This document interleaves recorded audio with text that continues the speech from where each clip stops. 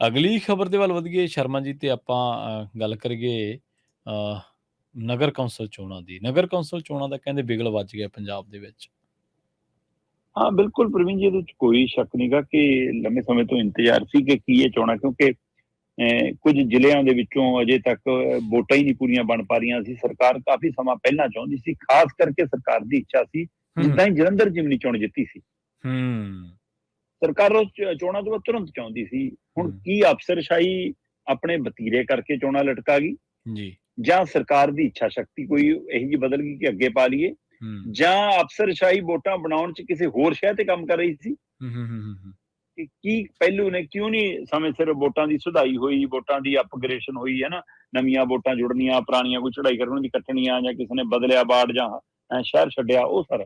ਜੀ, ਪਰ ਦੇਰ ਆਏ ਦੁਰਸਤ ਆਏ ਜੀ, ਚਲੋ ਪੰਜਾਬ 'ਚ ਨਵੰਬਰ 'ਚ ਹੁਣ ਨਗਰ ਕੌਂਸਲ ਤੇ ਨਗਰ ਪੰਚਾਇਤ ਦੀਆਂ ਚੋਣਾਂ ਹੋਣਗੀਆਂ। ਹੂੰ, ਇਹ ਹੂੰ, 'ਚ ਕੁਝ ਜਿਹੜੇ ਨਗਰ ਨਿਗਮ ਦੀਆਂ ਜਾਂ ਕਿਸੇ ਥਾਵਾਂ ਦੀਆਂ ਜਿਹੜੀਆਂ ਉਹ ਵਾਰਡ ਨੇ ਜਿੱਥੇ ਉਪ ਚੋਣ ਹੋਣੀ ਆ, ਉਹ ਵੀ ਨਾਲੇ ਹੋਣਗੀਆਂ। ਜੀ, 3 ਨਿਗਮਾਂ ਦੇ 5 ਤੇ ਮਿਊਨਿਸਪਲ ਕੌਂਸਲ ਤੇ ਨਗਰ ਪੰਚਾਇਤਾਂ ਦੇ 27 ਵਾਰਡਾਂ 'ਚ ਜ਼ਿਮਨੀ ਚੋਣ ਵੀ ਹੋਣੀ ਆ। ਹੂੰ, ਮਤਲਬ 39 ਮਿਊਨਿਸਪਲ ਕੌਂਸਲਾਂ ਨੇ, ਨਗਰ ਪੰਚਾਇਤਾਂ ਨੇ, ਉੱਥੇ ਸਾਰੇ ਥਾਵਾਂ ਦੇ ਉੱਤੇ ਨਵੰਬਰ ਮਹੀਨੇ 'ਚ ਚੋਣ ਕਰਾਉਣ ਦਾ ਫੈਸਲਾ ਲਿਆ ਜੀ ਪੰਜਾਬ ਸਰਕਾਰ ਨੇ। ਹਾਂਜੀ, ਤੇ ਇਹ ਤੋਂ ਇਲਾਵਾ ਜਿਹੜੇ 3 ਨਗਰ ਨਿਗਮ ਤੇ 5 ਮਿਊਨਿਸਪਲ ਕੌਂਸਲ ਨਗਰ ਪੰਚਾਇਤਾਂ ਦੇ 27 ਵਾਰਡ ਨੇ ਜਿੱਥੇ ਜ਼ਿਮਨੀ ਚੋਣ ਆ, ਉਹ ਵੀ ਤੈਅ ਹੈ ਜੀ, ਹੂੰ, ਹੂੰ, ਹੈ ਨਾ। ਇਹਨਾਂ ਦੇ ਵਿੱਚ ਬਕਾਇਦਾ ਤੌਰ ਤੇ ਜਿਵੇਂ ਮਤਲਬ ਰਾਜਾ ਝਾਂਸੀ ਆ, ਬਾਬਾ ਬਕਾਲਾ ਹੈ, ਡੇਰਾ ਬਾਬਾ ਨਾਨਕ ਹੈ, ਖੇਮ ਕਰਨਾ ਹੈ, ਰਾਮਪੁਰਾ ਫੂਲ ਹੈ, ਤਲਵੰਡੀ ਹੂੰ, ਸਾਬੋ ਹੈ ਨਾ, ਭਿੱਖੀ ਹੈ, ਇਸੇ ਤਰ੍ਹਾਂ ਮੱਲੋਂ ਵਾਲਾ ਹੈ, ਸਰਦੂਲਗੜ੍ਹ ਹੈ, ਬਾਘਾ ਪੁਰਾਣਾ ਹੈ ਨਾ, ਬਰੀਵਾਲਾ ਹੈ, ਧਰਮਕੋਟ ਹੈ, ਫਤਿਹਗੜ੍ਹ ਪੰਜਤੂਰ ਹੈ, ਮਹਿਲਪੁਰ ਹੈ, ਭੋਗਪੁਰ ਨੇ, ਹੂੰ, ਹੂੰ, ਗਰਾਇਆ ਹੈ ਨਾ,